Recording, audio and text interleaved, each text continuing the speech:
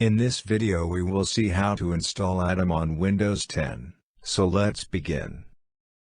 Step 1. Open Google Chrome and go to www.atom.io.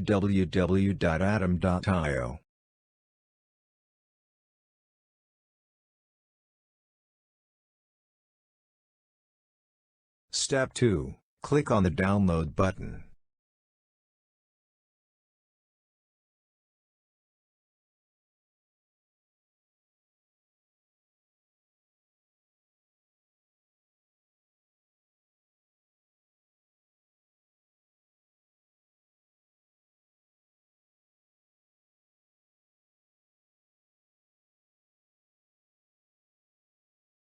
Step 3. Once downloaded, click on the .exe file and the installation will begin.